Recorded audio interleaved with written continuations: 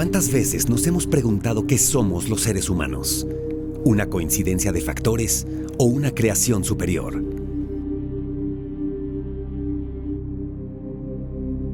Hay incógnitas que los han planteado cientos de años atrás los griegos y siguen pendientes. ¿Qué somos? ¿O nos hemos caído de un árbol? No, somos algo importante de la vida. En medio de la vorágine del consumo y el individualismo, estamos destruyendo al planeta y a nosotros mismos. Parece que hemos olvidado responder a estas preguntas trascendentales. ¿Existe un propósito y un destino para la humanidad? Dentro de la filosofía de la historia ha habido siempre dos grandes corrientes. Una que es la de considerar que el ser humano no tiene un destino como tal, que este destino se puede simplemente limitar a una nación, a un pueblo o incluso a una cultura. En cambio, los grandes movimientos espirituales siempre han subrayado que hay un destino para el hombre. Estas preguntas han sido tratadas por la ciencia y la religión, pero sus respuestas siguen siendo parciales. Al parecer, hay algo que no estamos viendo y que para ver, necesariamente tendremos que expandir nuestra conciencia. La conciencia es una característica del ser humano y ha ido evolucionando con el tiempo. De hecho, cada vez que hay un nuevo descubrimiento científico, nuestra conciencia se expande. Ciertamente, nos hace distintos saber que las estrellas son lejanos soles que pueden albergar incluso sistemas solares similares al nuestro, a pensar que eran agujeros en el suelo del paraíso por donde se filtraba la luz, como se pensaba popularmente en la Europa medieval.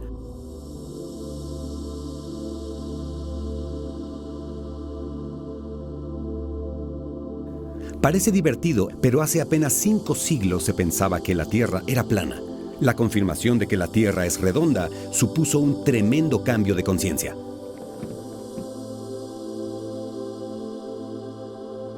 Un ser humano que nace hereda no solo características físicas y psicológicas de sus padres, sino que además toda la herencia del conocimiento humano.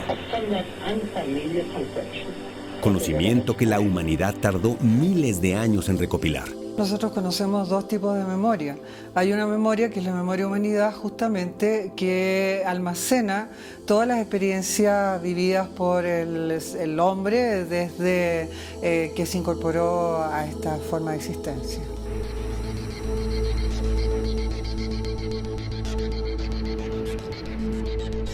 Una parte importante del grado de conciencia que manifestamos en este momento planetario tiene que ver con la historia oficial.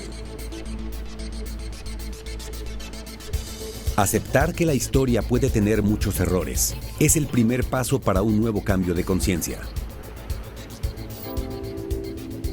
Nuestra conciencia se expande y nos permite acceder a nuevas posibilidades cada vez que se descubren nuevos datos sobre el universo, la genética o la física cuántica, aunque la ciencia no es la única forma de expandir la conciencia.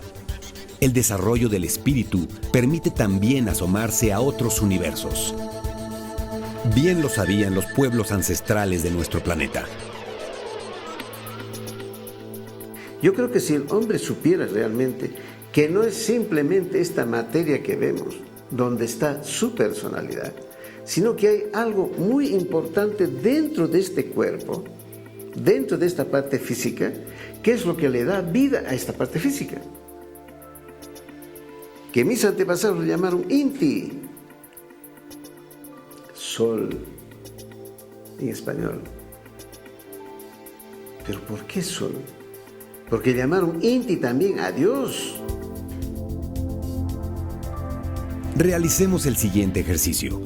Imaginemos por un momento que se descubren las pruebas que fuimos creados genéticamente por una civilización extraterrestre. ¿Qué sucedería con las religiones que atribuyen nuestra creación a un ser superior, creador único o Dios? ¿Cómo cambiaría la forma en que nos percibimos?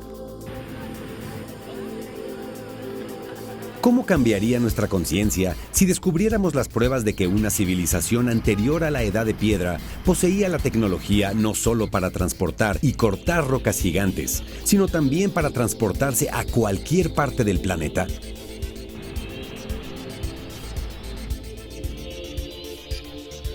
¿Cómo cambiaría nuestra conciencia si descubrimos que ese conocimiento no era solo tecnológico, sino filosófico y espiritual, y cuyos contenidos se están revelando hoy en todo el continente americano? ¿Cómo cambiaría nuestra conciencia si al acercarnos a ese conocimiento descubrimos que sí existe un destino y una misión, y que las preguntas existenciales, ¿quiénes somos y hacia dónde vamos?, quedan resueltas? ¿Están preparados? Esto es América, la revelación.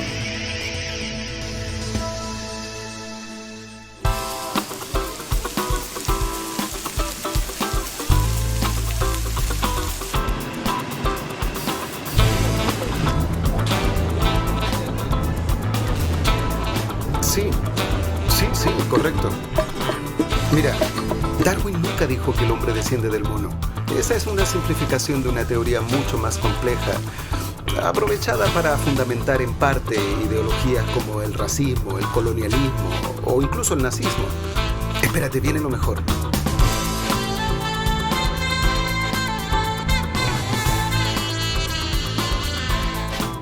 Porque Darwin sostenía todo lo contrario. Él estaba absolutamente convencido de que para que la evolución se produjera, era indispensable la cooperación y la dependencia de unos seres con otros.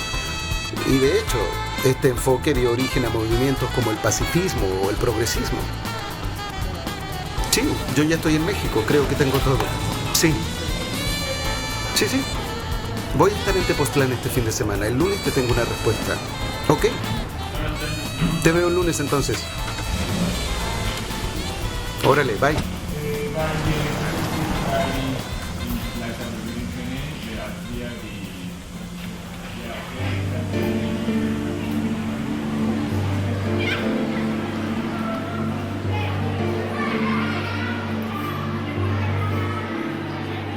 Un hecho curioso es que aún en algunos colegios se enseña que América fue el último continente del planeta en poblarse, y que esto sucedió hace no más de 14.000 años, a través del estrecho de Bering, durante la última glaciación.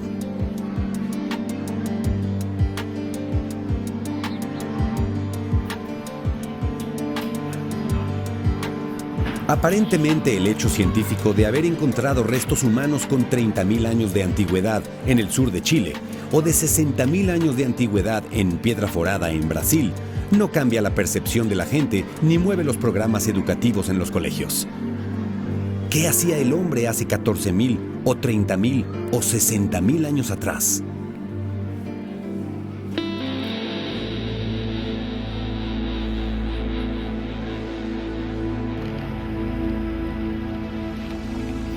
He vivido pensando que la existencia es extraña, que hay muchas cosas que no cuadran partiendo de la existencia en sí misma. Muchos se quedan tranquilos pensando que el hombre desciende del mono y eso explica todo. Pero ¿y el mono? ¿No es el mono un diseño perfecto en sí mismo? ¿O cualquier otro ser que exista en el planeta o el equilibrio del universo? Todo parece estar diseñado. Pero si fuera así, ¿cuál sería el objetivo? Durante los últimos siglos hemos pensado que la ciencia lo explicaría todo. ¿Pero qué es la ciencia sin una forma de articular el conocimiento humano? En el fondo solo eso, es una forma.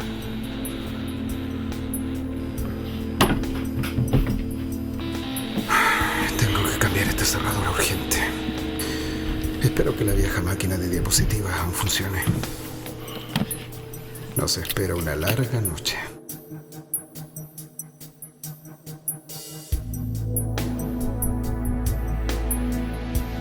Darnos cuenta de que el hombre no desciende del mono, como dice la ciencia, sería algo tan radical como darse cuenta de que la Tierra no era plana. Hoy parece ridículo que la gente haya pensado que la Tierra era plana. Hasta hace poco se pensaba que el Sol era de carbón. Así de ingenuo nos parecerá haber pensado que proveníamos del mono.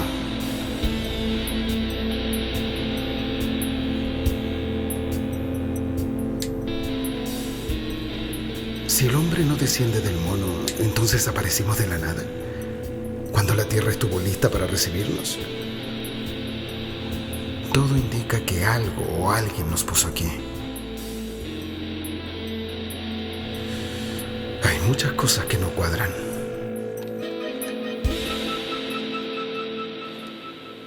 Desde niños nos enseñaron que el hombre apareció sobre la Tierra en la forma que tenemos hoy hace unos 200.000 años, y que esto sucedió en el centro de África, probablemente en el actual territorio de Etiopía. Homo sapiens le llamaron. Nos explicaron que si bien otras especies parecidas a lo que somos hoy habitaron el planeta desde hace 4 millones de años, puntualmente el Australopithecus y el Homo erectus, nunca se ha podido establecer si existe o no un vínculo entre esos seres y nosotros, ya que no se ha descubierto o tal vez no exista la conexión evolutiva entre el Homo erectus, nuestro probable antecesor, y el actual Homo sapiens, el famoso eslabón perdido.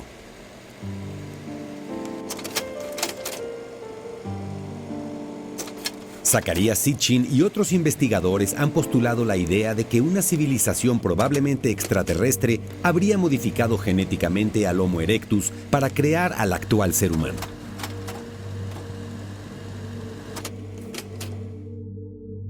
De acuerdo a los estudios realizados por Zecharia Sitchin, que se sabe es uno de los más grandes eruditos en lenguas antiguas, al traducir las tablillas súmeras encuentra que efectivamente habría habido una raza extraterrestre llamada los Anunnaki que habrían mezclado sus genes con los protohumanos existentes en la Tierra para crear una nueva forma o una nueva raza. Que en algún momento determinado este tipo de seres estuvieran en la Tierra, que nosotros fuéramos perfectamente una especie de mutación genética de algún mono y por eso nunca se va a encontrar el eslabón perdido, que nos convertimos en Homo sapiens, y que eso debió ocurrir hace unos 150.000 años, no más atrás, como Homo sapiens me refiero, y que eso es lo que luego se generó o generaron tantas leyendas que aparecieron en libros sagrados como la Biblia, por ejemplo, cuando se habla de un jardín del Edén, en fin,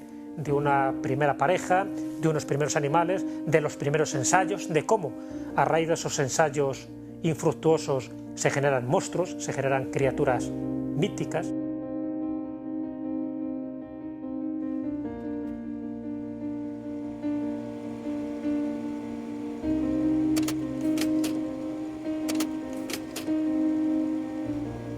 A partir de la aparición del Homo sapiens, estos grupos humanos comienzan a moverse por el mundo hasta poblar todo el planeta. Pero recién hace 9.000 años el hombre comenzó a construir ciudades, con lo cual aparecieron las civilizaciones. Este acontecimiento es llamado por los arqueólogos, antropólogos e historiadores como el cruce de la Gran Divisoria. Si recién hace 9.000 años el hombre construyó ciudades, ¿qué hizo entonces los otros 191.000 años? Según la historia, deambular por el planeta cazando. A partir del cruce de la Gran Divisoria hace 9.000 años, comienzan a desarrollarse las grandes civilizaciones del ámbito del Mediterráneo como Sumeria, cuyos primeros orígenes se remontan a 6.500 años antes de Cristo. Es justamente de los súmeros desde donde provienen los relatos más antiguos sobre civilizaciones anteriores al diluvio. Las características de quienes componían esta raza sobrepasan cualquier guión de ciencia ficción.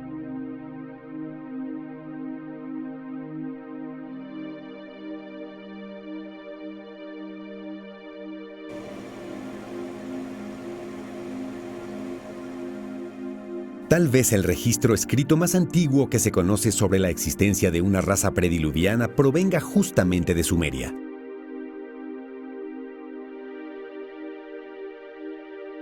Los súmeros comenzaron a contar el tiempo desde la era de Leo, 10.000 años antes de Cristo, coincidiendo con el fin del diluvio relatado también en estas tablillas, aunque las listas súmeras, donde están descritas las sucesiones de reyes, se remontan a 453.000 años atrás, con el rey Alulim. Estas listas son consideradas por la ciencia parte historia y parte mito, ya que no acepta la existencia de estos reyes antediluvianos. Una parte importante del Antiguo Testamento parece provenir de estas leyendas súmeras. principalmente desde el Génesis hasta el diluvio y Noé.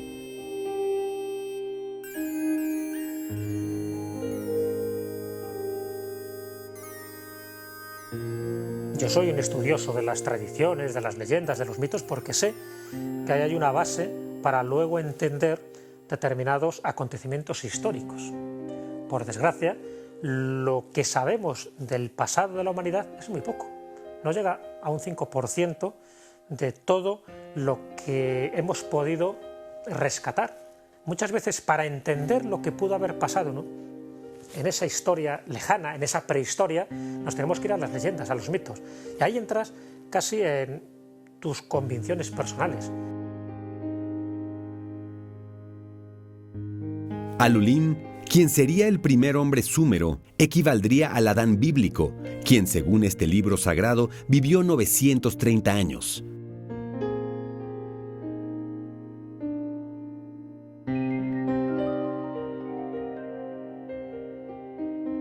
Otro personaje que parece tomado por la Biblia es Ziusudra, el Noé sumerio que construye un arca donde salva animales y especies del planeta durante el diluvio. Ziusudra vivió, según los súmeros, 36.000 años. Hay que recordar que la Biblia habla de hombres que vivían muchísimo más que el hombre actual. Tanto Noé, que vivió 950 años, como Matusalén, el hombre más longevo de la historia, según la Biblia, quien vivió 969 años, forman parte de estos relatos.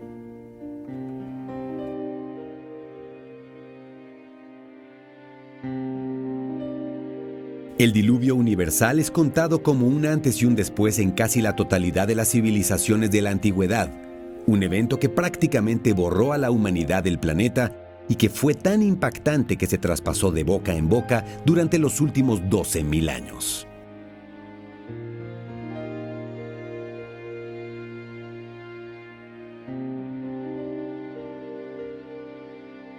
Decíamos entonces que la primera civilización de la Tierra después del diluvio sería Sumeria. Sin embargo, recientes investigaciones y descubrimientos harían dudar de esta teoría.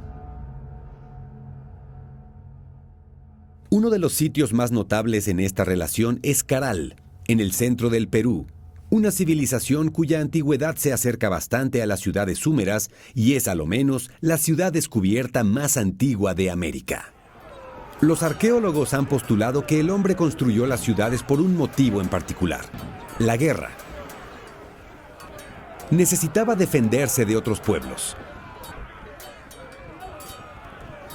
Y aunque hasta el día de hoy esta teoría no ha podido demostrarse, sigue siendo la respuesta más difundida por la ciencia.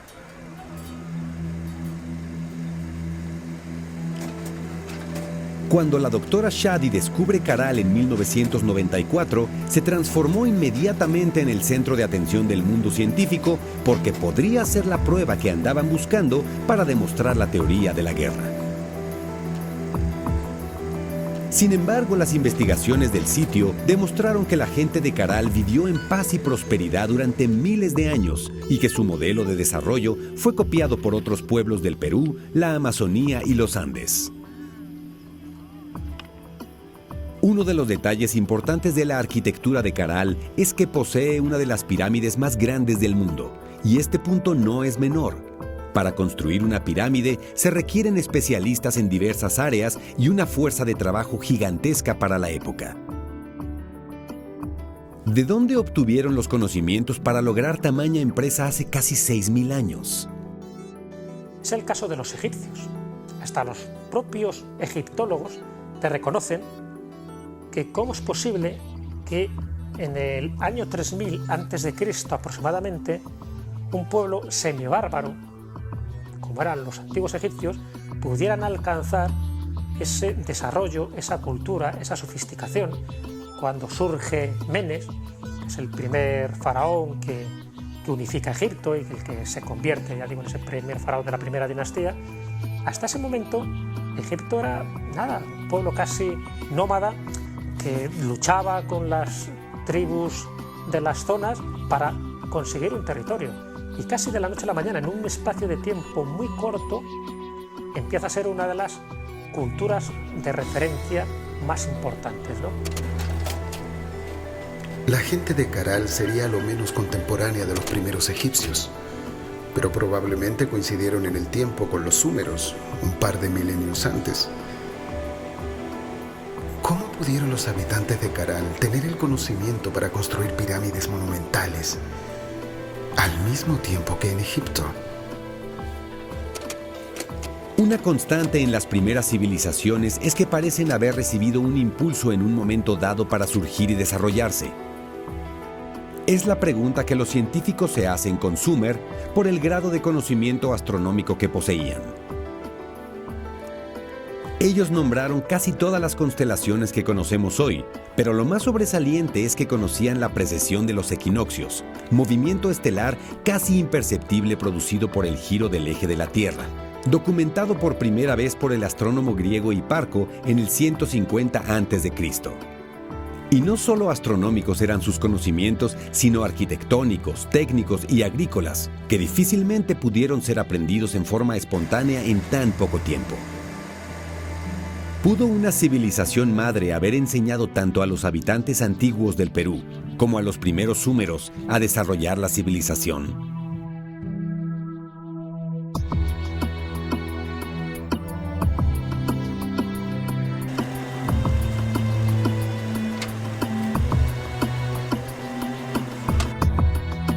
Decíamos que según la ciencia, Sumer es la primera civilización del planeta y de la cual provendrían incluso los egipcios, y que Caral, una civilización similar en antigüedad a las ciudades súmeras, podrían tener un origen común en una civilización madre, anterior incluso al diluvio universal. Pero, ¿qué civilización pudo haber existido antes del diluvio o antes de la historia, en plena edad de piedra? Existe incontable evidencia en gran cantidad de sitios del planeta que comparten denominadores comunes difíciles de explicar si no nos abrimos a la hipótesis de avanzadas civilizaciones en el pasado. José Vasconcelos, intelectual y humanista del siglo XX, exrector de esta universidad y a quien se le debe el escudo de esta máxima casa de estudios, en su texto titulado La raza cósmica, misión de la raza iberoamericana, hace mención de 4 civilizaciones anteriores. El problema está en saber qué cultura esa era la cultura madre de la que proceden luego las distintas culturas que nosotros conocemos, ¿no? Como puede ser la egipcia, la sumeria, la del Valle del Indo, incluso todas las culturas precolombinas, que cronológicamente son muy recientes. Si hablamos de una cultura madre, hay mucha gente que habla de la Atlántida. Piensan que la cruz griega, la cruz que está representando los 4 elementos y los 4 puntos cardinales, no la cruz cristiana, que es una cruz diferente, pero esa cruz griega sí se encuentra en todo este tipo de culturas y piensan que sería el símbolo que identificaba a la Atlántida. Si pensamos en una civilización anterior al diluvio, imaginamos la Atlántida. Platón describió la Atlántida en sus libros Timeo y Critias, los cuales, según el mismo Platón comenta, se habrían basado en los relatos de un monje egipcio. La Atlántida, esa mítica isla que se habría hundido producto de un cataclismo y cuyos habitantes poseían un vínculo profundo con el agua y las criaturas marinas. Desarrollaron una gran sofisticación en las ciencias y el espíritu, y que, según cuenta Platón, habría sido destruida producto de la soberbia de sus habitantes.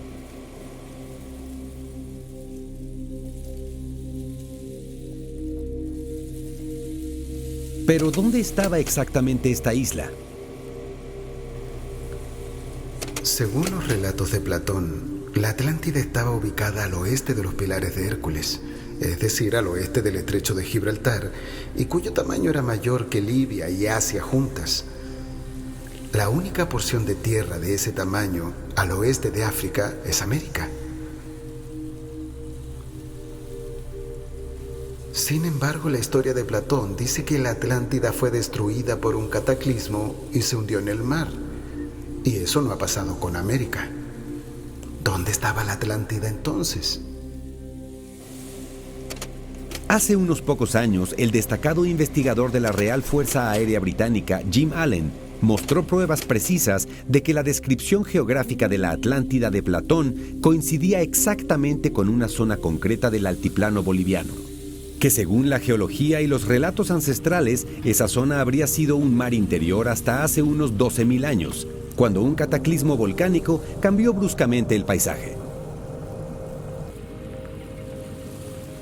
Los últimos vestigios de este mar son el lago Titicaca, el lago Po y los gigantescos salares. Muchos relatos ancestrales en el actual Perú, en Bolivia, en el norte de Argentina y Chile, hablan del gran diluvio andino y de un gran cataclismo que sobrevino hace miles de años.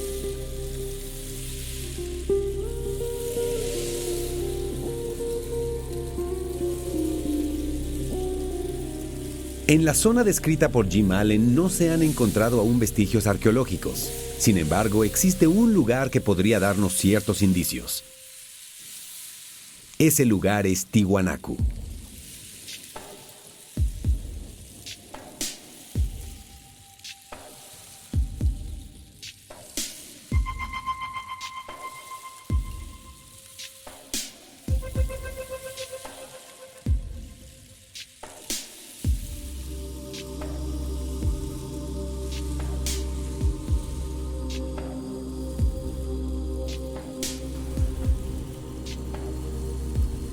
Llegar al lago Titicaca es una sensación increíble. Ya sobre sus aguas y dejando atrás la ciudad de Puno, no es difícil de mencionar el inmenso mar que existió aquí hace 12.000 años. Pensar que este lago representa solamente el 3% de lo que era antes. Si la Atlántida estuvo en este mar, entonces el vínculo existente más probable sería Tiwanaku. Allá vamos. Jim Allen no fue el primero en proponer que la Atlántida podría estar en Bolivia. Uno de los sitios más enigmáticos de América es Tiwanaku. Tiwanaku está ubicado en la zona oriental del lago Titicaca, en el actual territorio boliviano. La historia oficial ubica el origen de este sitio en el 1500 a.C. La data exacta no ha sido posible, ya que solo se ha explorado un 4 o 5% del lugar. El primer europeo en investigar el sitio fue Arthur Poznański, un destacado investigador e ingeniero, entre otros títulos, amigo personal de Einstein y de otros importantes científicos de la época. Entre muchos escritos, libros y publicaciones destacan Tiwanaku, el origen de la humanidad, donde presenta pruebas astronómicas y materiales sobre el origen del sitio, ubicándolo hace 17.000 años. Esta teoría no es aceptada por la ciencia, ya que rebate todo lo investigado sobre el origen de las civilizaciones.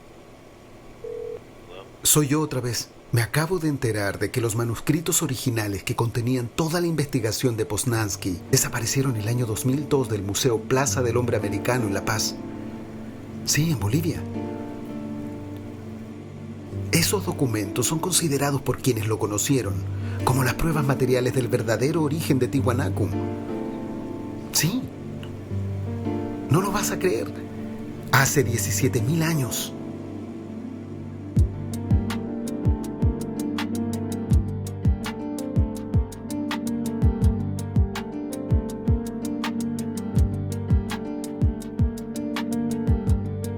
Pero ¿quiénes eran estos tiwanacotas? La ciencia los considera como la cuna de la cultura y la espiritualidad andina entre el año 1000 a.C. y el 1000 después de Cristo, logrando una impresionante sofisticación en sus construcciones, el arte, la tecnología hídrica y agrícola, influenciando a toda la zona de la Amazonía, el noroeste argentino, el norte de Chile y la zona del actual Perú y Ecuador. Los incas consideraban a Tiwanaku como su origen cultural y espiritual, aunque cuando aparecen los primeros incas en el 1200 de nuestra era, ya había sido abandonado por sus habitantes un par de siglos antes, algo similar a lo que sucedió entre los aztecas y los teotihuacanos. Según sus propias crónicas, cuando los españoles llegan a Tiwanaku, se impresionan a tal nivel con la sofisticación de esta ciudad abandonada que deciden destruir todo lo posible para evitar que en Europa se desarmara completamente la versión de que los pueblos americanos eran prácticamente salvajes.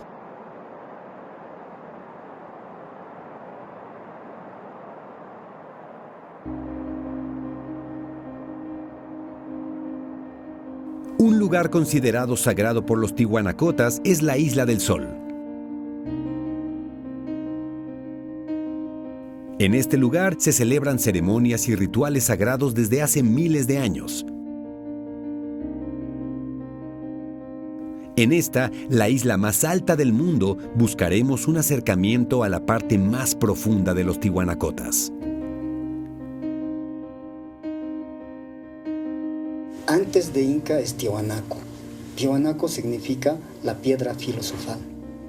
Esto lo he aprendido haciendo las investigaciones en la terminología aymara. Y es un término casi filosófico. Físicamente comprendemos que es una piedra especial, ¿verdad? Pero no es algo simbólico la palabra. Se refiere al desarrollo del hombre a la evolución. Esto quiere decir de que el dominio de la materia y el espíritu.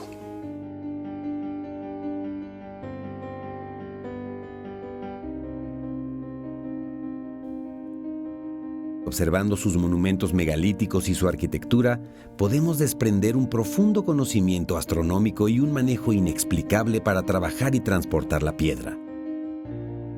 Solo el monolito Pachamama pesa 17,000 kilos, mide 8 metros de alto y está tallado en una sola pieza.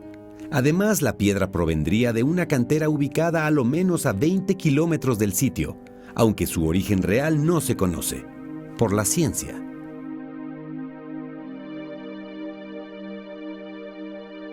Podían transportar rocas, piedras a Tiwanaku de distintos lugares.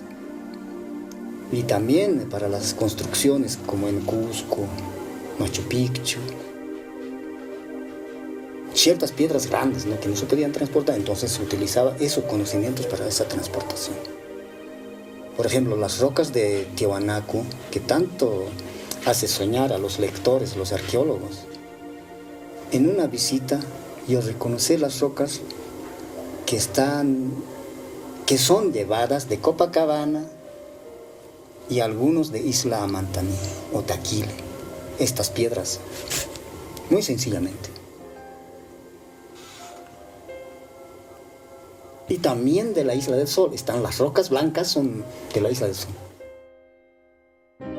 Las leyendas nos hablan de que estos tihuanacotas poseían el conocimiento para transportar rocas gigantescas con un aparato conocido como disco dorado o disco solar, aunque algunos investigadores sostienen que este disco, más que un objeto, era un poder. El disco que usted menciona es la misma piedra filosofal.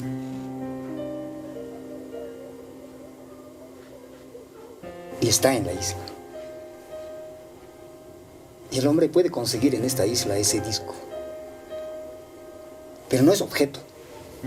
Yo desde pequeño tenía curiosidad, ¿no? El Inca, ¿qué tenía en su mano? Y decía, ¿no?, a mi padre. Él me contestaba, el sol.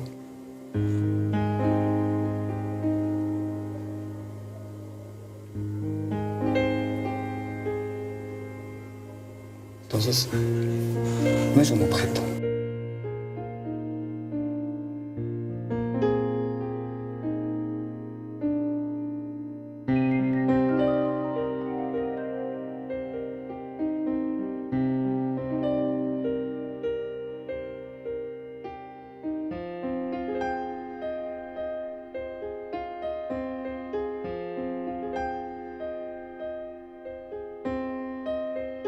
Uno de los lugares desenterrados más sorprendentes es el templete semisubterráneo, donde se observan decenas de rostros con diferentes características morfológicas y culturales.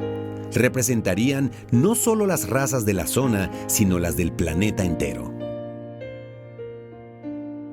Es evidente que los rostros sean de distintas nacionalidades del mundo. Me llamó la atención de una especie de árabe, ¿no?, con un turbante en el Museo de Tiwanaku. Y otras son orientales o de la Amazonía, y otras son diferentes caras.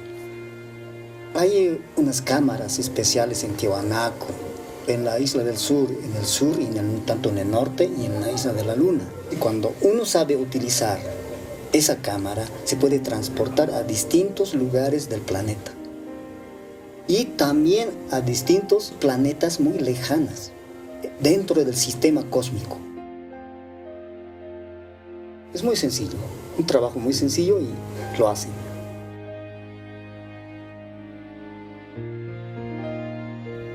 Un lugar intrigante dentro de la ciudad de Tiwanaku es la pirámide de Kalasasaya, donde recientemente se ha descubierto que posee galerías y cámaras subterráneas cuyos objetivos aún no se descifran.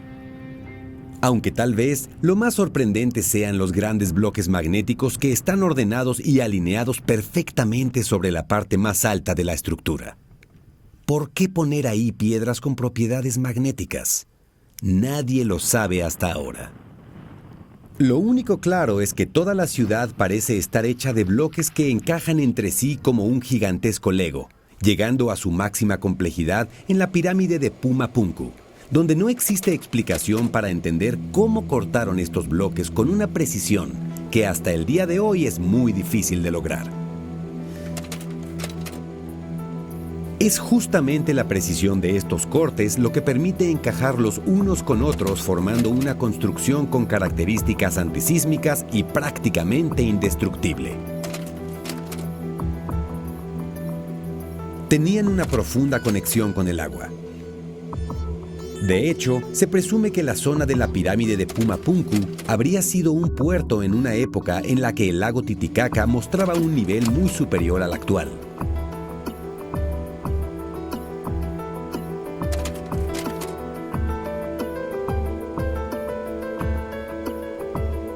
Si Tiwanaku tiene efectivamente la edad que postula Poznański, es decir, 17.000 años, sería la pista clave para determinar el origen de una civilización prediluviana. Pero si la Atlántida efectivamente estuvo en el altiplano boliviano como postula Jim Allen, tendríamos necesariamente que replantearnos toda la historia de nuestra civilización. ¿Son las ruinas de Tiwanaku los últimos vestigios de la Atlántida?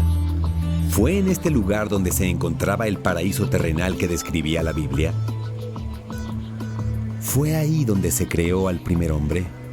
Al respecto de la teoría de Jim Allen que la Atlántida pudiera estar en el altiplano boliviano, hay evidencias interesantes que sustentan sus teorías. Sin embargo, varios expertos consideran que, por ejemplo, Tiwanaku, aunque fuese parte de Poseidonis, sería en todo caso solo uno de los remanentes de la civilización atlante entre muchos otros que existen dispersos en diversas partes del globo, como por ejemplo en Egipto, Europa y diversas partes de América, incluida Isla de Pascua y el archipiélago Juan Fernández, actualmente parte del territorio chileno.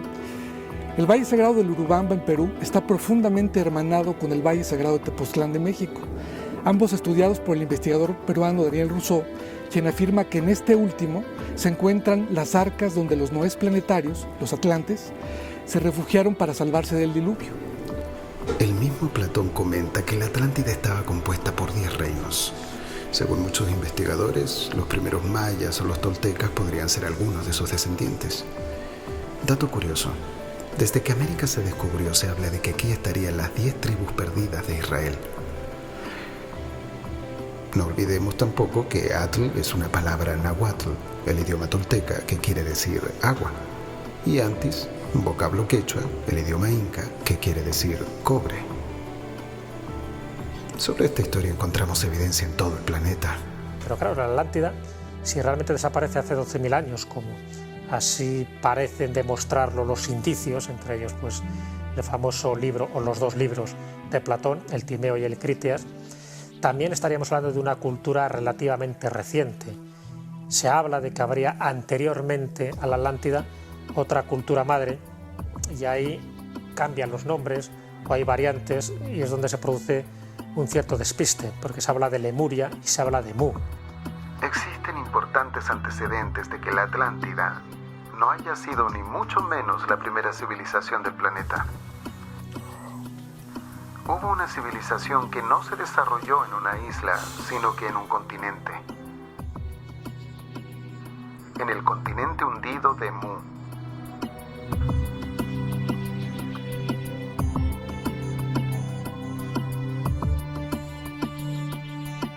Decíamos que nuestra civilización actual tiene su origen científico hace máximo 12.000 años. Si el Homo sapiens, este ser con las mismas potencialidades que tenemos en la actualidad, aparece hace al menos 200.000 años, podrían haberse desarrollado unas 20 civilizaciones como la nuestra para luego desaparecer. O tal vez una sola, pero mucho más avanzada. ¿Quién sabe? Los números dan para mucho, pero los vestigios son pocos. Sobre todo si pensamos que dichas pruebas se encontrarían en las fosas más profundas del Océano Pacífico.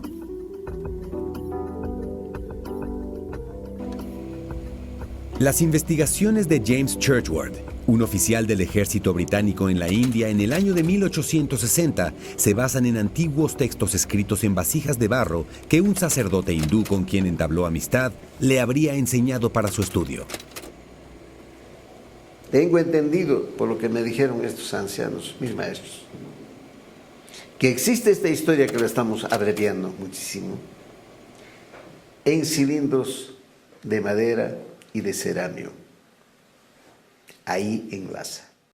Churchward determinó que un gran continente se hundió en el cinturón de fuego del Pacífico hace unos 17.000 años y que habría albergado a una gran civilización cuyos orígenes se remontan incluso hasta 200.000 años atrás, lo que coincide con los relatos de las tablillas súmeras. Este continente también es descrito en las misteriosas piedras de Ica, en Perú. Dentro de esta cosmovisión andina se habla mucho de Mu, aquel continente que por un error científico se llamó Lemuria y que desapareció en el Pacífico. Hatun Pachamama era el nombre con que conocían nuestros antepasados acá, o sea, la madre patria. Mire, es el nombre, Mu. Y Mu quiere decir eso, es una lengua antiquísima, es una lengua caribeña, quiere decir eso, madre patria. Y los nombres en la antigüedad tenían que ver mucho con su historia. Los códices mayas interpretados por el abate Brasseur en 1864 describen la misma historia e incluso le dan el nombre de Mu al mítico continente hundido. Geológicamente hace 12.000 años estábamos comenzando el Holoceno, un período interglaciar donde Japón, Indonesia y Taiwán se separan de Asia y Gran Bretaña se separa de Europa por la subida del nivel del mar. Desde el comienzo del deshielo, el nivel del mar subió unos 160 metros en total. Si eso sucediera hoy, desaparecerían países enteros. Y para salvarse, esa cultura pues se fue distribuyendo, diseminando por distintas partes del globo y entre ellos pues llegarían a lo que todavía era la Atlántida, que todavía estaba en pie. Y a raíz también de la destrucción de la Atlántida, pues se asentaron en distintas partes del mundo, parte del Atlántico, lo que serían culturas precolombinas, y parte de África, como sería la cultura egipcia, y parte de Asia, como sería toda la cultura, por ejemplo, de Sumer, de Babilonia, incluso parte de la India, en el Valle del Indo, donde se asentaron en ciudades como Mohenjo-Daro o como Harappa, que estarían actualmente en Pakistán. ¿Quiénes eran estos murianos? De acuerdo a otros estudios que han habido también bastante serios, se habla que no solo serían los Anunnaki los únicos extraterrestres que habrían llegado a la Tierra, sino que también habrían venido de otras constelaciones, de otras galaxias y de otros planetas, ¿no?, a habitar y a fundar determinadas colonias en la Tierra. Numerosos testimonios hacen referencia reiterada de Arturo, Sirio, Orión, Pléyades, Andrómeda y Casiopea, entre otros. Objetos estelares que curiosamente en esa secuencia parecen formar algo así como una alineación cósmica.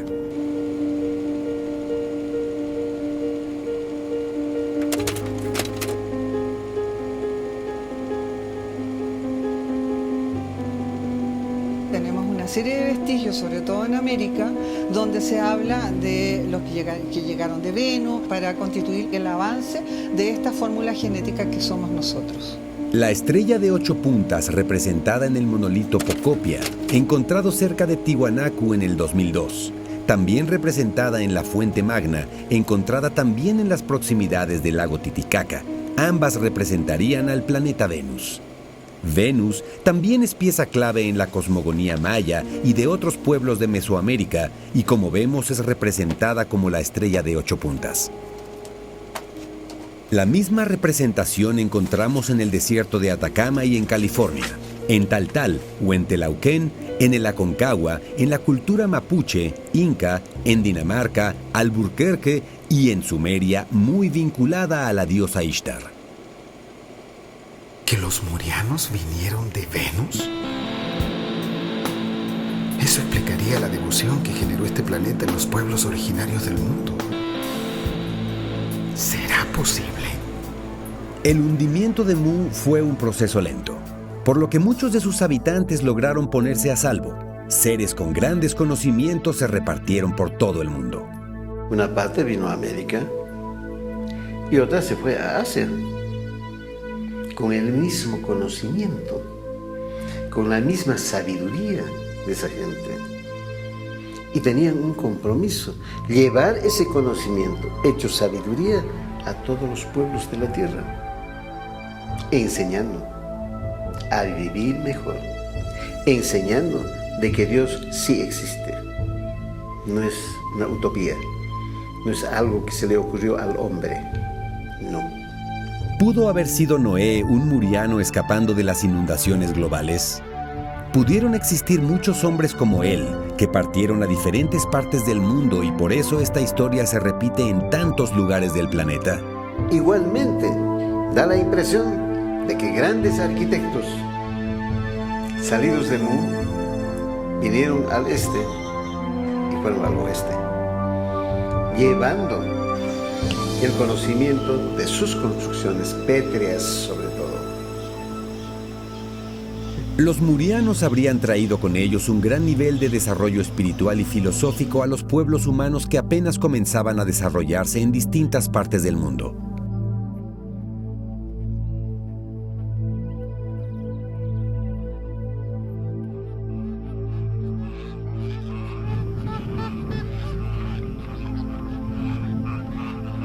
Desde la perspectiva de quienes habitaban los lugares donde llegaron los murianos, sobresalen las leyendas de los Uros, el pueblo que vivía sobre las islas flotantes en la costa oriental del Titicaca.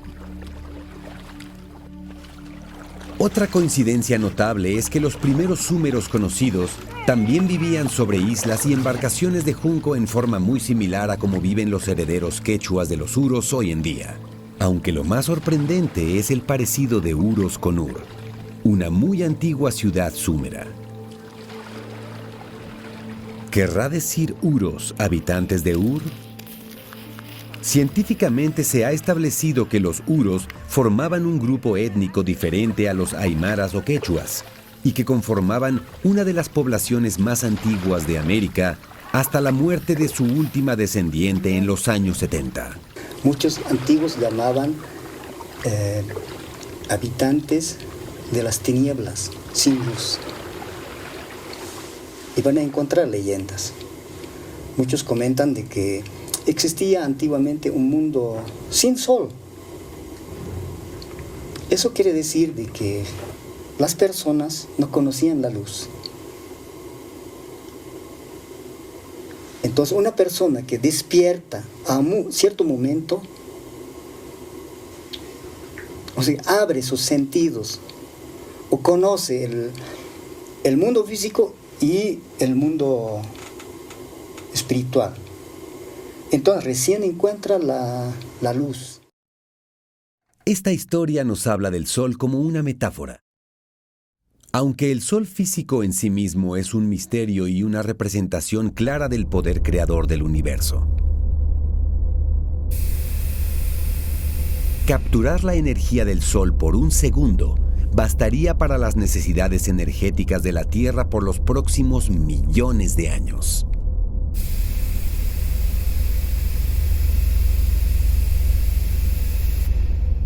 Hasta hace apenas un siglo, los científicos pensaban que el Sol estaba hecho de carbón y que la Tierra tenía unos cuantos miles de años.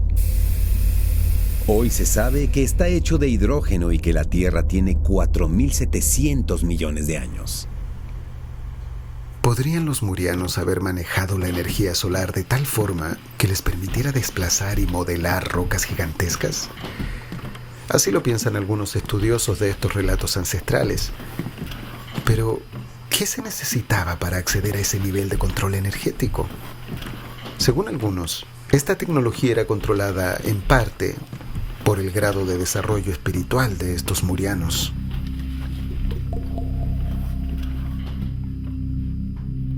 Otro elemento astronómico notable que algunos vinculan con el pensamiento filosófico de los murianos es la Cruz del Sur. La Cruz del Sur llamó la atención. Y alguien, eso dice la tradición nuestra, dentro de una hermandad muy hermética, nos dice eso. Vino un sabio y mostró a la gente la Cruz del Sur. Y después desapareció. Les dijo, estudien la Cruz del Sur. En la Cruz del Sur van a encontrar mucha información. Cuando se habla del conocimiento de la cruz por las culturas precolombinas, está claro que es anterior a Colón, que es anterior a los templarios, que es anterior incluso al mismo Jesucristo. O sea, la cruz es un símbolo universal. De hecho, cuando Hernán Cortés llega a las costas mexicas, se encuentra que ya la cruz la tiene esta cultura, esta civilización. El imperio inca tiene ya una cruz que es la chacana, que es la cruz donde se delimitan los 4 elementos, los 4 vientos y los 4 puntos cardinales. Este concepto de la cruz, entre la verticalidad y la horizontalidad, es decir, la verticalidad que tiene que ver con la conciencia tierra hacia lo espiritual, universo o cielo, y hablamos de esta horizontalidad en la cual nos movemos en este mundo atómico del bien y del mal, hay 2 conceptos muy claros que dominan al mundo en esta materialidad. Uno es el concepto amor y otro es el concepto miedo. Paradójicamente se piensa que la cruz del cristianismo procede del elemento de tortura de Cristo, de Jesucristo, pero realmente las teorías místicas, las teorías esotéricas dicen que no. Es decir, la cruz era un elemento muy anterior a que fuera crucificado Jesucristo en este instrumento como tal, ¿no? Un instrumento salvaje por otra parte de los romanos para matar a los que no estaban de acuerdo con sus ideas. Es muy anterior. La cruz es un cruce energético dador de vida, diríamos más allá de los albores del tiempo, más allá de la densidad de la materia, más allá tal vez del campo atómico. Es un cruce dador de vida donde convergen las 4 fuerzas, pero que en el origen serían potencia. 4 puntos que no son espaciales, sino energéticos. Y en su centro estaría lo que sería la simbología de la Virgen Negra, la materia prima no manifestada, el caos, el antes de la manifestación, donde está la materia prima lista para ser fecundada. Y entonces un rayo de luz lo penetra y con la convergencia de las 4 fuerzas se produce la vida. Entonces esa sería la fórmula de la vida. Y esa fórmula de la vida, al entrar a la densidad de la materia, quedó atrapada en un campo. Y entonces los brazos de la cruz se cierran. Y ese sería el encierro en el cual nosotros nos encontramos como campo atómico. Desde el momento que partimos de la base que la cruz es un arquetipo, que es un símbolo universal, que es un símbolo que no se puede atribuir a ninguna cultura determinada, pero que luego ha sido modificado, alterado y acondicionado por distintas creencias y distintas fes religiosas, desde ese punto de vista hay que pensar que la cruz es un sistema equilibrado. Me refiero a la cruz griega, no a la cruz latina. ¿Por qué es un sistema equilibrado? Porque realmente está marcando unos ejes, unas coordenadas, pues exactas. Por una parte, es decir, el eje vertical estaría representando la parte espiritual y el eje horizontal estaría representando la parte material. Y es muy fácil de ejecutar cualquier ceremonia en ese nivel de la línea horizontal. Pero hay otra que es la más vertical, es más difícil, es más complicado y es más beneficioso. Entonces, estamos hablando de la cruz cuadrada en esto. La cruz cuadrada es el elemento unificador del pensamiento espiritual del mundo. Un símbolo de unión en el tiempo y en el espacio dejado en algún momento por los murianos, tal vez con la idea de que nuestra generación descifre su significado. Puede ser, aunque existen pruebas mucho más tangibles sobre los murianos. ¿Cómo se veían? ¿Qué características físicas podrían tener? Otro de los indicios de que una civilización madre pudo influenciar a distintos pueblos del mundo es la práctica de alargar cráneos. Según las investigaciones oficiales, esta práctica se realizaba desde tiempos ancestrales y ya había sido descrita por Hipócrates 500 años antes de Cristo. El alargamiento craneal era costumbre en Europa, China, Japón, en tribus sirias, tahitianas, kurdas y malayas. En Norteamérica, los cabecichatos o flatheads, los mayas, aztecas y totonacos. En Sudamérica, los quichuas y los omaguas en el Amazonas. Es decir, por todo el mundo. La explicación científica es: un fundamento estético floreció espontáneamente entre tantas diferentes y distantes personas y produjo la decisión de transformar la forma natural del cráneo y la evolución normal del cerebro a algunos miembros de su clan o tribu. Estudios recientes vincularían la incidencia de cráneos alargados con la sofisticación artística de los pueblos que la practicaban. El ejemplo más claro es Egipto. El primer faraón egipcio que mostró esta deformación craneal fue Akenatón en el 1400 a.C. En América se han datado los cráneos más antiguos con hasta 5.000 años de antigüedad. Algunos investigadores más osados piensan que la deformación volvía a los sujetos más intuitivos.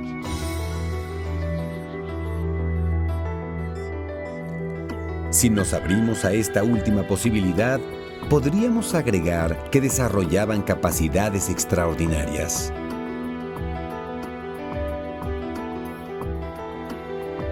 Está llegando el momento en que se consideren estas preguntas sobre nuestro origen con toda la seriedad posible, porque los indicios son abrumadores. Mapuches, sumerios, mayas, egipcios, templarios, griegos, todos parecen coincidir en una época pretérita donde los experimentos genéticos crearon las criaturas deformes o gigantes que se mencionan en la Biblia o en las epopeyas griegas. La Tierra habría sido un campo de experiencia genética cuyo desenlace habría sido justamente lo que se conoce como el diluvio, al haber creado una serie de fenómenos, diríamos, entre medio, hasta llegar a la genética correcta. Estos seres que quedarían dentro de estos modelos genéticos ya aceptados, llamarían a sus creadores dioses. Y de ahí vendría la confusión a través de mitos y leyendas de lo que nosotros hoy día tenemos como concepto de Dios. ¿Dioses extraterrestres que nos crearon? Una afirmación de esta categoría desintegraría una institución que mueve a miles de millones de humanos, la religión, y se crearía una situación de confusión y desconcierto de magnitudes catastróficas. ¿Será cierto?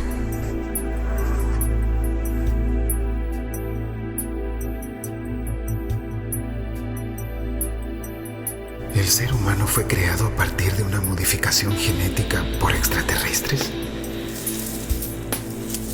Entonces, ¿toda la descripción bíblica del jardín del Edén no es más que la crónica del momento?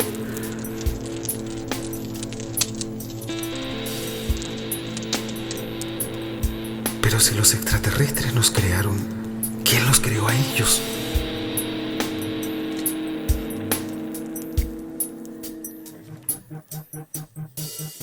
La existencia de Dios es un tema complejo y simple a la vez. A la ciencia le parece ingenuo que los antiguos pueblos de la Tierra adoraran al sol. Es primitivo o sinónimo de ignorancia. Pero en lugar de esa aparente superficialidad fetichista, lo que encontramos es una profunda comunión espiritual. Su contacto con la divinidad fue mucho más fluido que el que experimentamos hoy, y dentro de esa comunión, seres más evolucionados dieron impulso a nuestra propia evolución humana. Seres que los antiguos humanos catalogaban como dioses.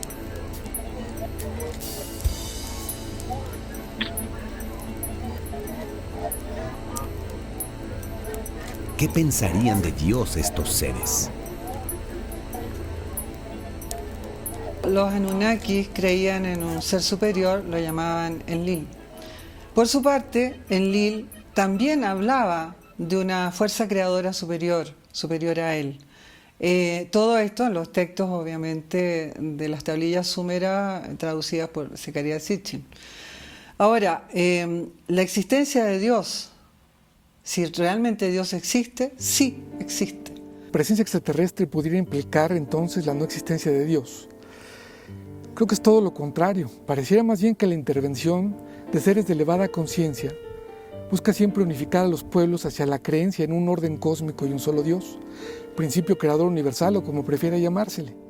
¿Serán estos mismos seres creadores de otros seres un nexo para acercarnos hacia la comprensión de la existencia y saber quiénes somos y hacia dónde vamos?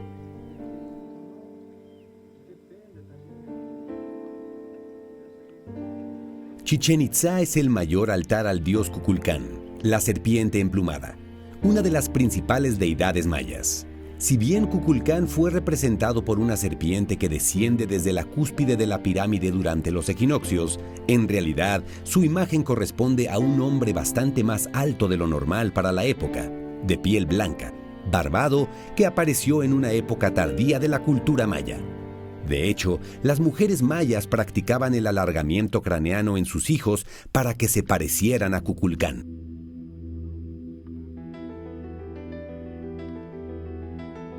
Es decir, para los toltecas se hablaba de Quetzalcóatl, o para los mayas hablaban de Kukulcán, o para los chibchas de Colombia se hablaba de Bochica, o para los incas se hablaba de Viracocha. Es decir, estaríamos hablando de dioses con esas características anatómicas muy similares, dioses blancos, barbados, con una estatura superior a las suyas. Así que cuando llegan los españoles y después el resto de los europeos a distintos lugares de América, tanto Centroamérica como Sudamérica, en principio pensaron que eran enviados de esos otros dioses, instructores y primigenios que in illo tempore habían estado en el continente americano instruyendo, ayudando a la población a construir pirámides o sencillamente pues a alimentarse con lo que daba la tierra o a conocer la bóveda celeste y tener unos conocimientos astronómicos mucho más avanzados que los que tenían, por ejemplo, en el resto del mundo. ¿Está llegando el momento del contacto o el reencuentro definitivo entre estos seres y la humanidad? Al parecer, así lo demostrarían los indicios. La humanidad es parte de un plan que se viene gestando desde el comienzo de los tiempos. Las claves de este plan estarían descritas en las estrellas y sus etapas en los calendarios ancestrales americanos.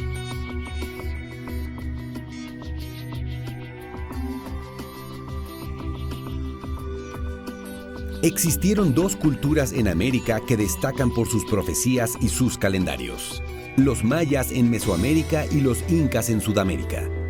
Oficialmente, la ciencia nos dice que los incas y los mayas no tuvieron contacto entre sí. Los incas aparecieron en el siglo XII después de Cristo, cuando el esplendor maya del período clásico había desaparecido y sus grandes centros ceremoniales habían sido abandonados.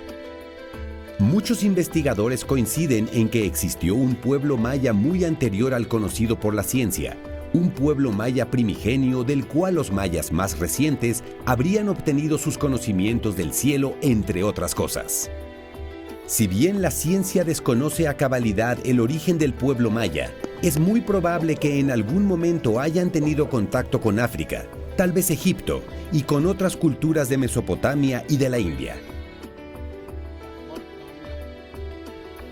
Habla que un faraón egipcio en el año 2250 a.C., pues llamando una expedición a lo que él llamaba el país de Pun, y que según algunos investigadores ese país de Pun sería ni más ni menos que las costas americanas. En el volumen 1 de Ramayana, del historiador Valmiki, señala que los mayas habrían venido de su lugar de origen a instruir a Burma, a la India, habrían venido también a Egipto, habrían instruido a los nagas, con su conocimiento y su sabiduría y también sobre las leyes de la vida.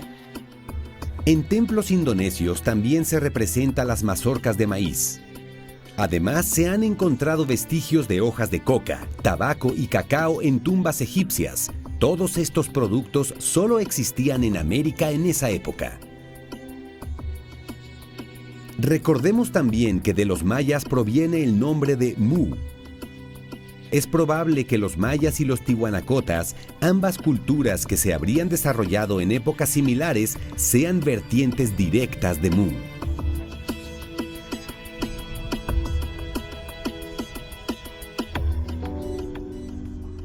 De los mayas, lo que más ha destacado son sus calendarios, considerados los más precisos jamás logrados.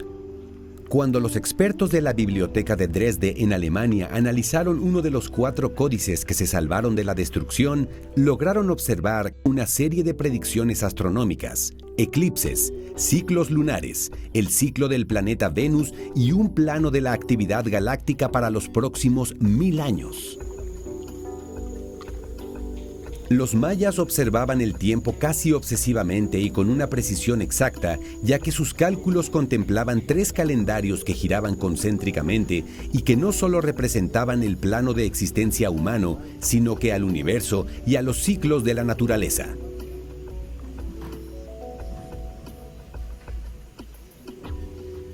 Los mayas veían el tiempo como ciclos, a diferencia de los occidentales, que entendemos el tiempo como una línea.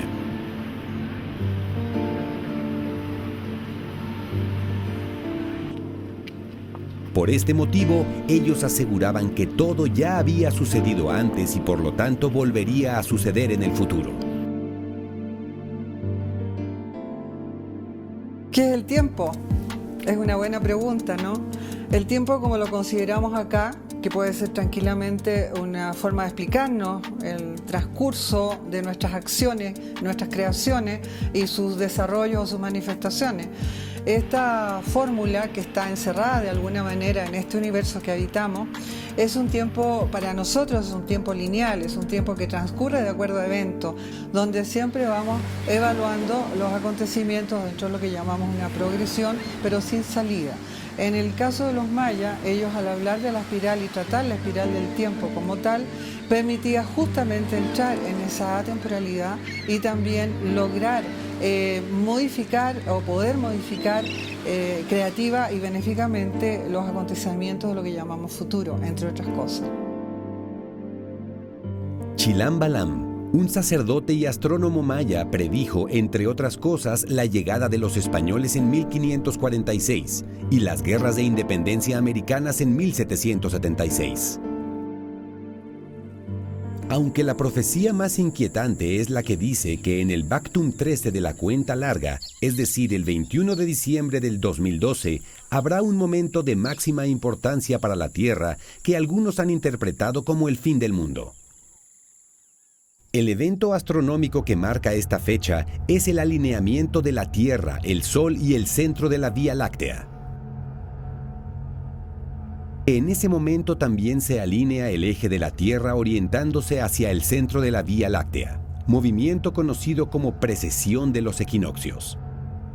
Este evento astronómico sucede una vez cada 26.000 años. Por su parte, los astrofísicos actuales saben perfectamente que ese será también el momento de máxima actividad solar.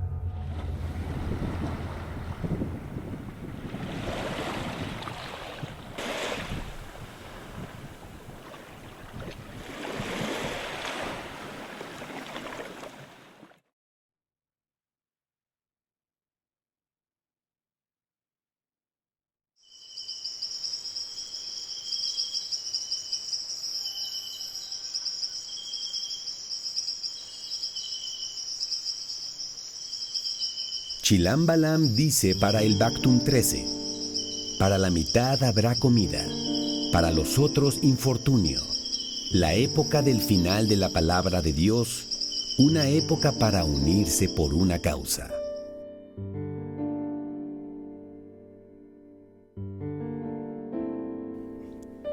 Se sabe tanto por los relatos ancestrales como por las investigaciones científicas que los incas aparecen en el siglo XII. La tradición oral dice incluso que la primera pareja real inca, Mama Oclo y Manco Cápac, parten desde la Isla del Sol a fundar el Cusco y reconocen Tiwanaku como su origen sagrado.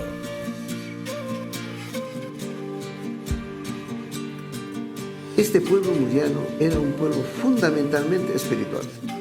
Ellos descubrieron el gran conocimiento y había que enseñar eso al hombre.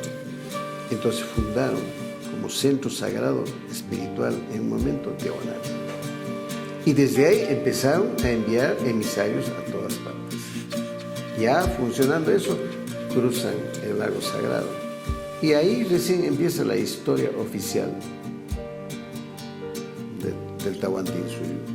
Ellos van con su varita mágica buscando los lugares importantes energéticos de la Tierra.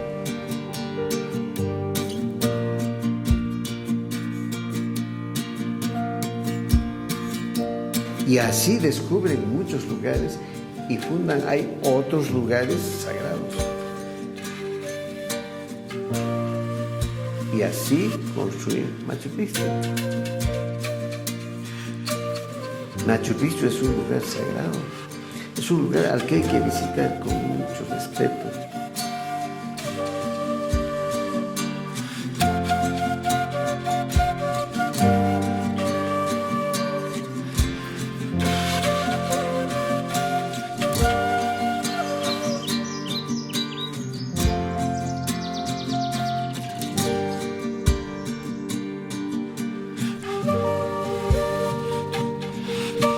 Intihuatana. ¿Cómo medir el tiempo? Qué interesante. Y es un conocimiento que tiene que ver con lo sagrado. El tiempo y el espacio que nosotros tratamos de manejar hoy no nos permite conocer mucho de lo que sí ellos conocían desde ahí, desde Machu Picchu, el universo. Intihuatana, ¿qué significa? Literalmente, donde se amarra el sol. Eso quiere decir Intihuatana. Pero más allá de lo trascendente, ¿qué quiere decir eso? Donde se recibía la gran energía solar. Unos lo toman también literalmente, del sol, del astro. No, estamos hablando de Inti, estamos hablando de Dios.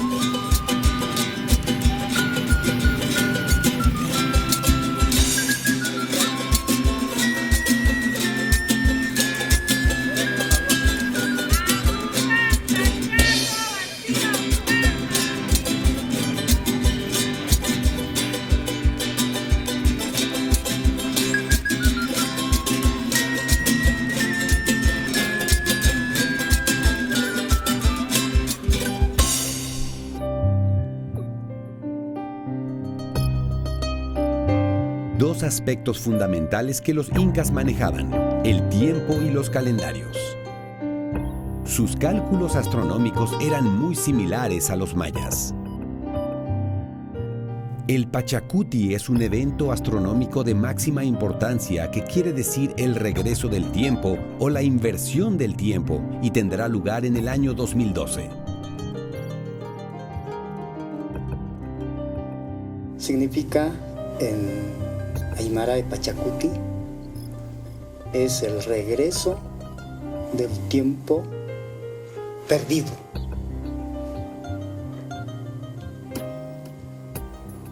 Eso quiere decir el regreso de lo que hemos perdido. Pachacútec fue un gobernante inca que transformó un simple cacicazgo en un imperio, el Tihuantinsuyo. Semánticamente, Pachacuti quiere decir vuelta de la tierra. De hecho, es común ver a los niños quechuas hablar de cuti, vuelta, cuando solicitan una revancha o cambiar de turno. La interpretación más divulgada tiene que ver con que Pachacuti representa un cambio profundo en el ser humano, o una especie de renacer de las personas que se produce a partir de un fenómeno climático o un gran movimiento social, o ambos, que deriva en una transformación total de las conciencias y por ende afecta a la raza humana en su totalidad.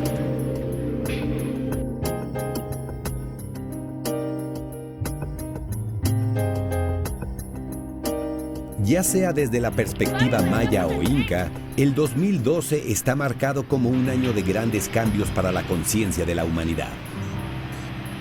A diferencia de otros momentos donde se ha vaticinado que una fecha en especial tendrá repercusiones para la humanidad, en el caso de las profecías americanas, estas vienen con un profundo mensaje de responsabilidad con el planeta y con la humanidad entera.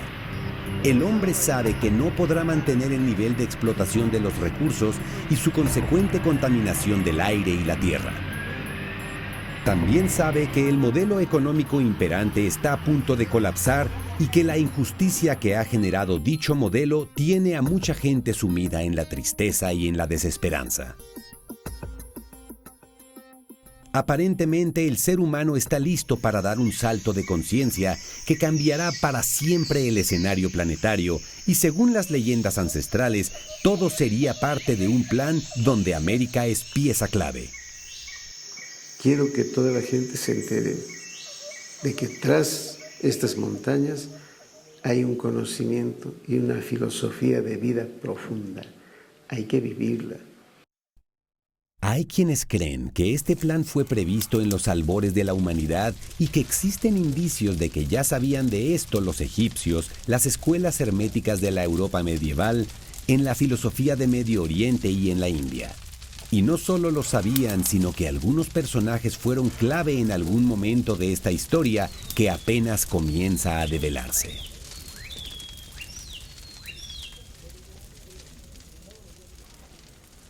Se nos sigue enseñando en las escuelas, hasta en las universidades, de que el nombre de América viene de Américo Vespucio, este navegante italiano.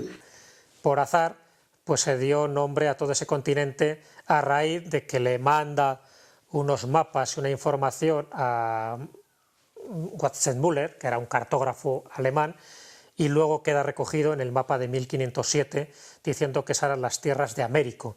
¿De Américo? No. Viene de otra palabra muy antigua, Amaracá. Amaracá quiere decir tierra de inmortales. De ahí viene el nombre de América.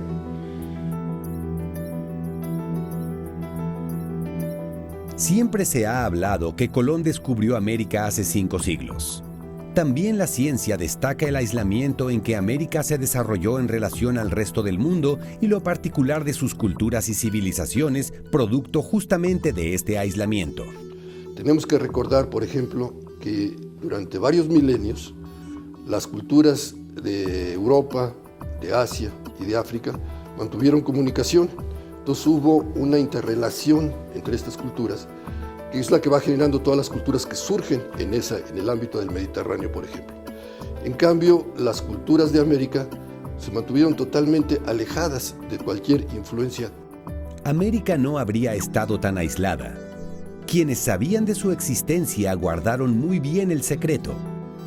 De hecho, hay antecedentes de visitas muy antiguas. Evidentemente que hubo una gran penetración de migraciones asiáticas, posiblemente también de negras, de acuerdo con algunos elementos que podemos afirmar al respecto, y también provenientes del Pacífico. América ha estado recibiendo oleadas de visitantes desde mucho antes de la conquista. Luego dicen que los fenicios estuvieron buscando la tierra de Ofir.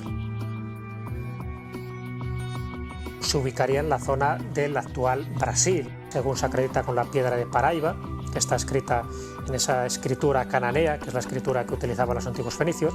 Se dice que los vikingos estuvieron en Norteamérica, y eso ya no hay ninguna duda. Leif Erikson, el hijo de Erik el Rojo, estuvo en las tierras de Vinlandia, lo que sería actualmente Terranova. Estuvieron los chinos, al parecer, según la tesis de Gavin Menzies, por lo menos en el año 1421.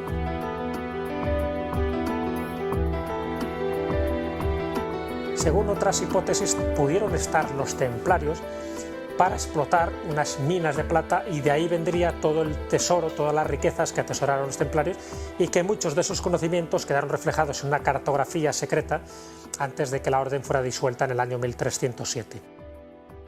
El visitante más destacado y polémico en la historia reciente de América es sin duda Cristóbal Colón.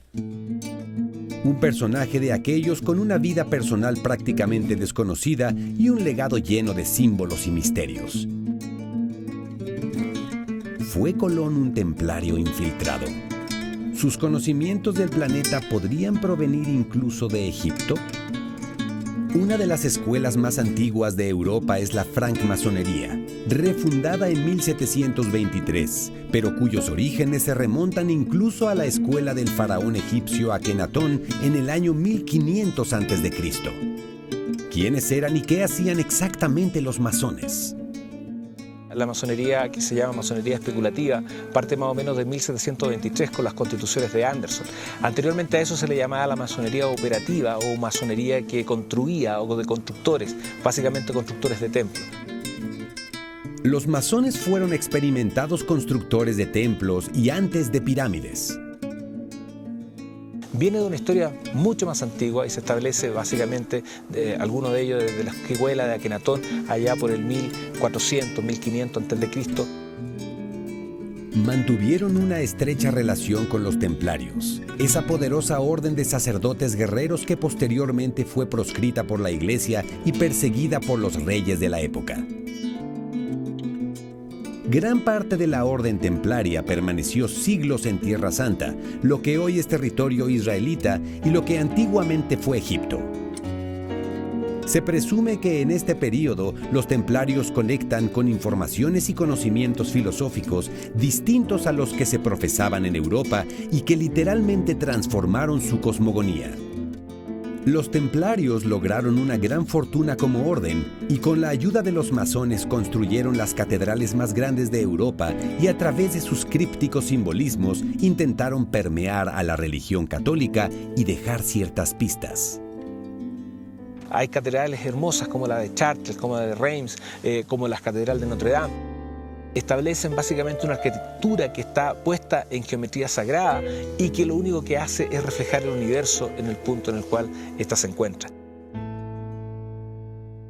La capilla de Roslin fue el último proyecto conocido entre masones y templarios, sellando una complicidad de varios siglos de duración.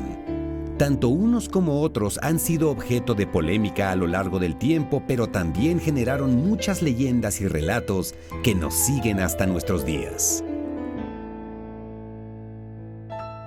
Hay otros indicios de que se supone que los templarios estuvieron en América, que es la capilla de Roslin, en Escocia.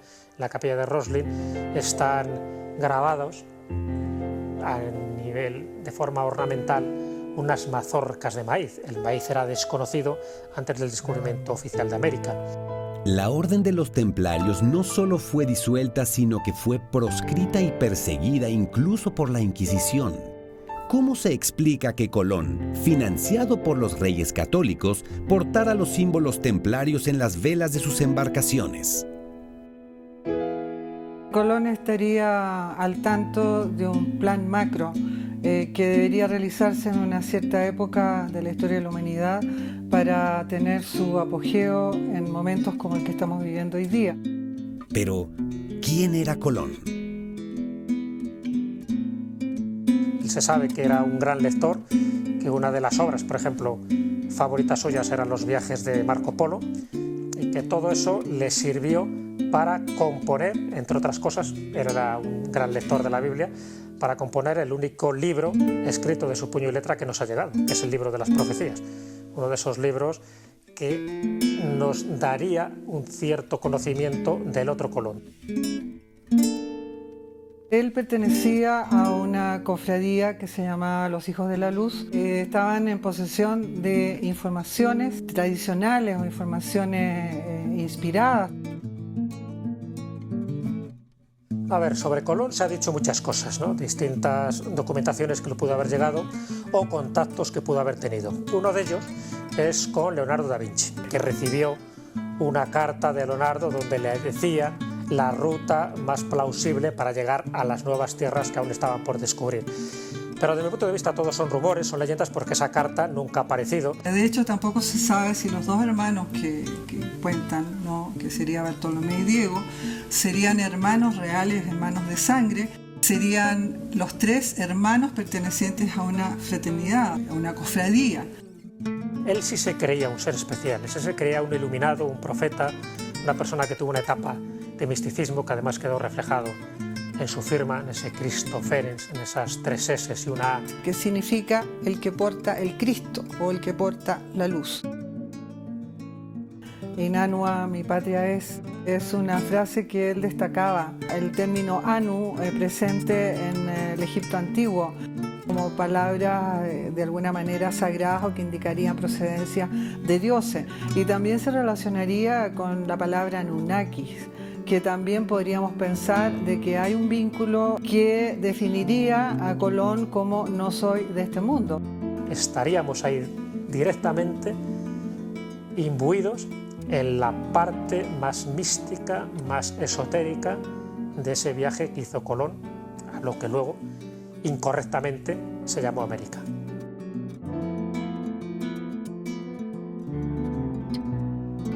Que Colón sabía perfectamente dónde iba y es porque se valió de una serie de mapas secretos. Nos podríamos referir al famoso mapa del Piri Reis. Es un mapa que se elabora en el año 1513 por este almirante turco, Piri Reis, y que está hecho, según su propia confesión, con varios mapas anteriores.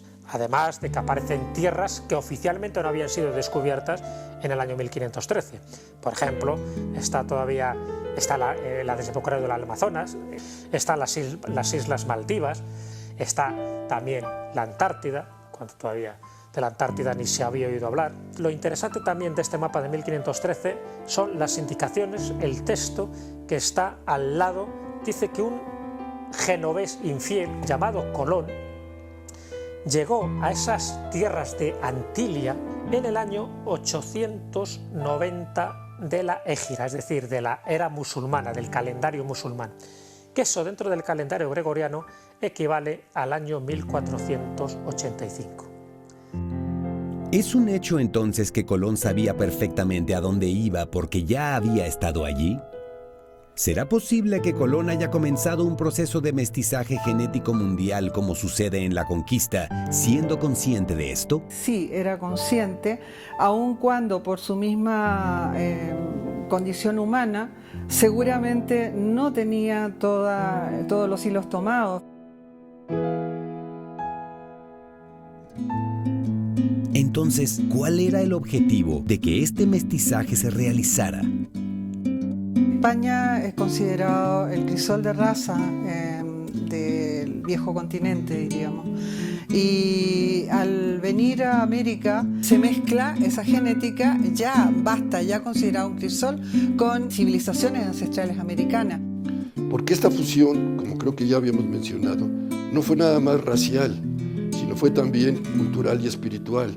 Entonces, esto ha generado en América un arquetipo de personaje que abarca toda América, que ha logrado sintetizar en su ser todas las grandes herencias físicas, culturales y espirituales de la humanidad, que no se ha producido en ninguna otra parte del mundo. O sea, el mestizo por excelencia en la historia de la humanidad es el americano, que puede presumir de ser heredero de toda la cultura de la humanidad, porque la lleva en su sangre, la lleva en su cultura y la lleva en su espíritu.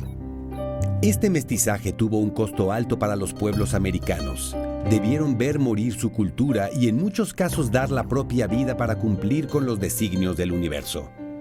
Tal fue el caso de los aztecas, donde recogemos un testimonio de profunda espiritualidad. Moctezuma, cuando llegan los españoles, él prácticamente se rinde, sabe que tiene que cumplir la profecía. Lo que es más difícil de entender es qué hace Cuauhtémoc. Lo que hace Cuauhtémoc es decir, un momento, ya el imperio azteca se va a terminar, no tiene salvación, pero lo que sí vamos a salvar es el alma y el espíritu de México. Otro tipo de profecías, como el mismo calendario azteca, que también habla del nacimiento de la Casa del Águila, el nacimiento de Tonatiuh, el niño esplendoroso, para llegar luego, ¿no?, a hablar de los procesos de manifestación del águila que asciende. Para ellos, México era el máximo altar del universo, en donde se podían manejar las energías de tal forma que beneficiasen al universo entero. Lo extraordinario es que en este sacrificio ritual no van a aparecer nada más los guerreros águilas y los grandes sacerdotes, sino que el pueblo entero entiende lo que se le está pidiendo y se ofrenda como sacrificio para lograr salvar ese espíritu de México. Ahora, esta inmolación que tuvieron estos pueblos es de su parte física, ¿me explico? Es decir, el mismo caso de los cristianos que están en el circo romano, no sentían que estaban muriendo para siempre, al contrario, estaban obteniendo una vida eterna gracias a ese sacrificio. El sacrificio de los pueblos americanos al momento de la conquista fue enorme, pero dejó tierra fértil para el nacimiento de un nuevo hombre.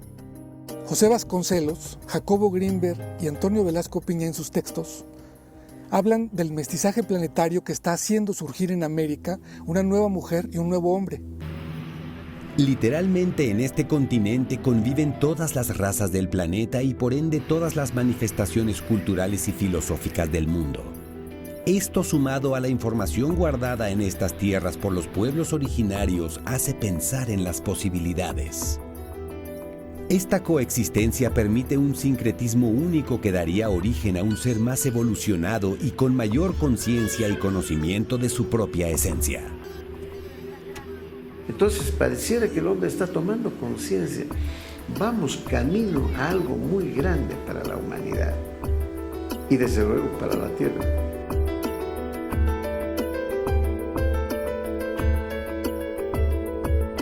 Un masón destacadísimo por sus profecías fue Nostradamus. Nació en 1507, fue médico y astrólogo de la realeza de su época. Si bien se le atribuye haber predicho las guerras mundiales, la figura de Napoleón y Hitler, el atentado al Papa y a raíz del hallazgo de un libro perdido el año 1994, el atentado a las Torres Gemelas del 2001. Bajo la falsa capa de fe de las cabezas rapadas, serán sembrados muchos saboteadores, pozos y fuentes de venenos rociados, humanos devoradores de la fuerza de Occidente. La carta del tarot, la Torre, está asociada al fin del mundo. Sobre el fin del mundo, Nostradamus lo predijo no como un colapso, sino como un proceso, que habría una gran guerra, pero que luego toda guerra terminaría producto del contacto de la humanidad con una civilización extraterrestre. Cito textual: la época humana de origen sobrenatural dará paz y unión. La guerra, guardada en cautiverio, dejará reinar la paz por largo tiempo.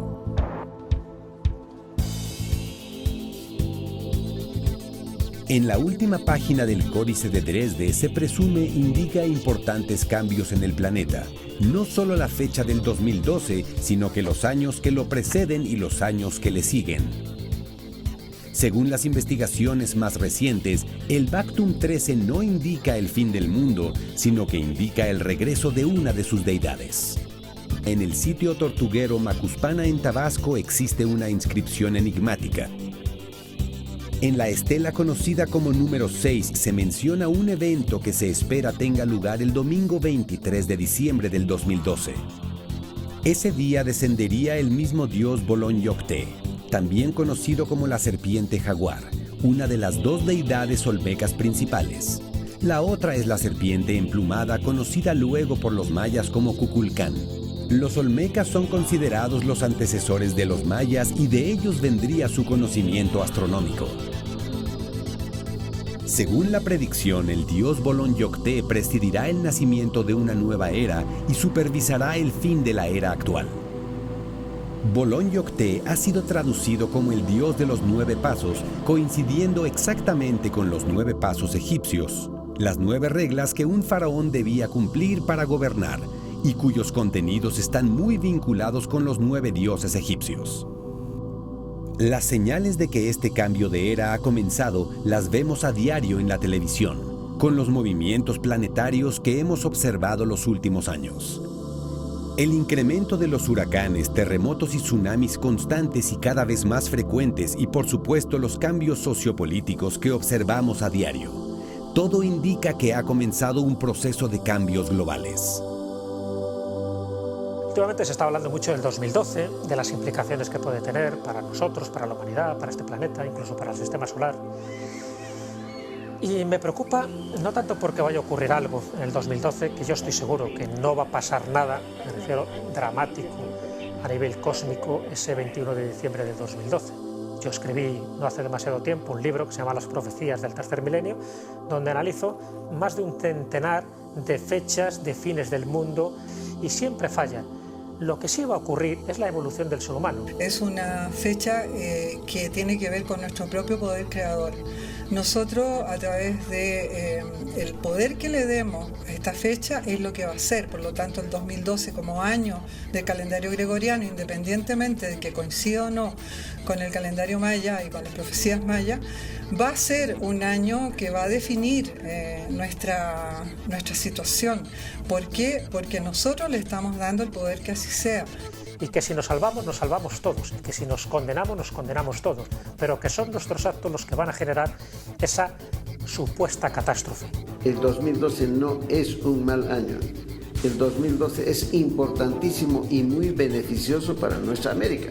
Dentro de este conocimiento es una gran energía que viene hacia nuestra Tierra y que va a tocar con mucha fuerza en el solsticio de invierno del hemisferio sur, con mucha fuerza Sudamérica, pero beneficiándola.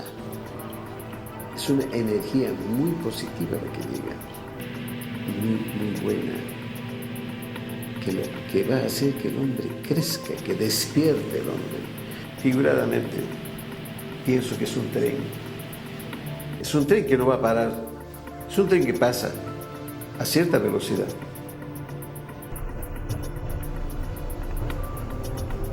Yo quiero treparme a ese tren.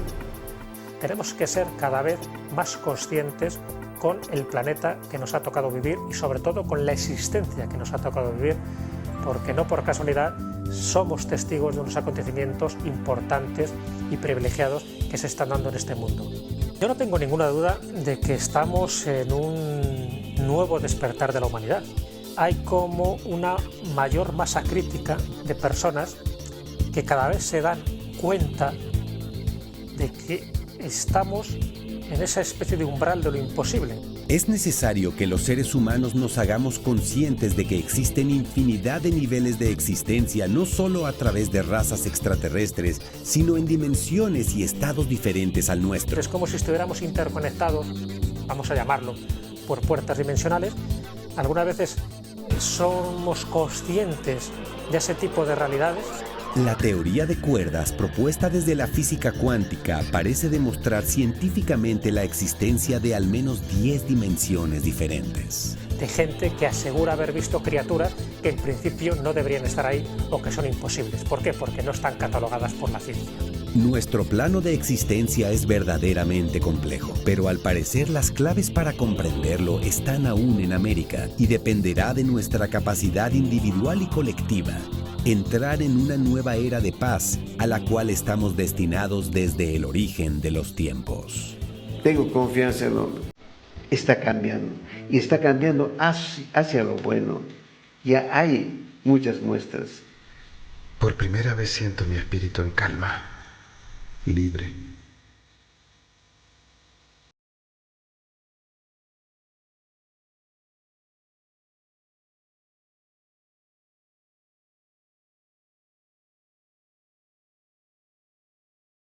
Es la paz interna que produce saber que la existencia tiene sentido.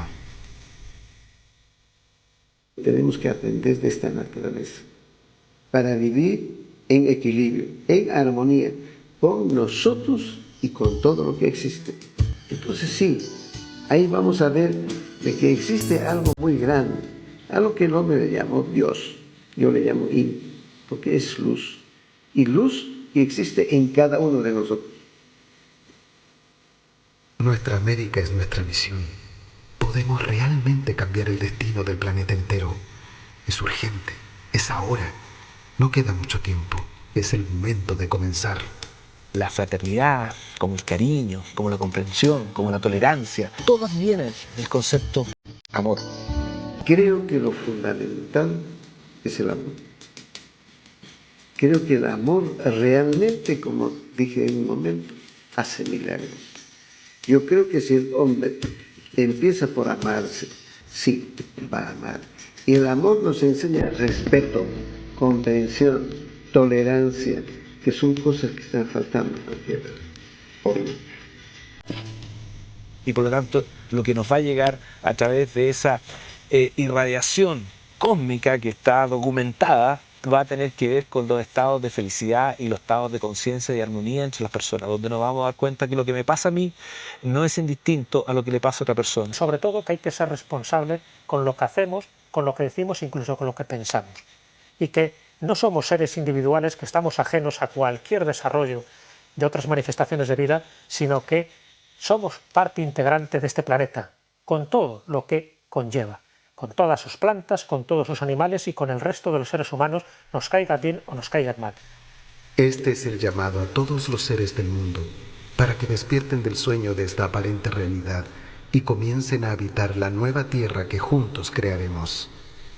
Nos vamos acercando a un séptimo sol, sí, con otro tipo de conciencia.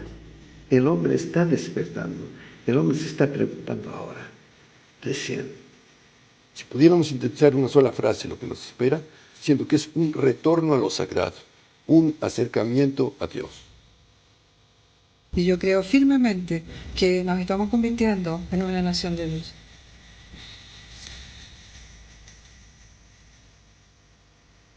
Todos somos América.